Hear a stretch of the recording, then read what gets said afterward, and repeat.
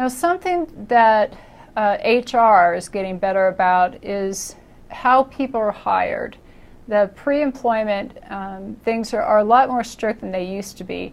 You know, it used to be that they just hire you because you have a certain skill set. And now they ask you all of these weird, feel-good kind of questions like, if you were working with somebody you didn't like, what would you do in that situation? Well, you're not going to, you know, I'm going to cut them up with an axe. You're not going to say that. But they're going to ask you all these questions. And the reason is because when you hire somebody, it's not just their skill set. It's the actual character. It's the person that you're bringing on board. So when you're hiring somebody, you may need to do a background check. You need to look at their education and experience. Those are two things that people most lie about: what amount of education they have, the amount of experience. And then you need to have termination processes and procedures. So if somebody's going to be laid off or they're going to be fired, you go through an exit interview, which means you explain to them by themselves what's going on.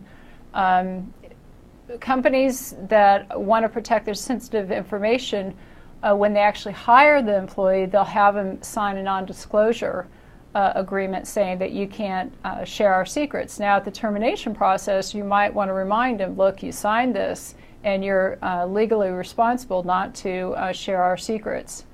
You also need to turn off their accounts so that they can't have access. They need to be escorted out of the building. They need to return all of the possessions for the company. So you need to have these procedures because, you know, there's been so many bad things that's happened in the past where people would get fired and they didn't follow these strict procedures, and then, you know, they went off and shot people or did, you know, terrible things.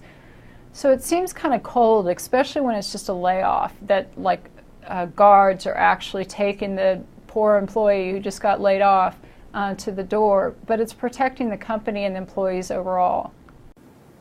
So there should be some type of a checklist that actually is followed. HR is getting, you know, like I said, most corporations are getting a lot better about following specific things on hiring and firing. It doesn't happen as loosey-goosey as it used to before.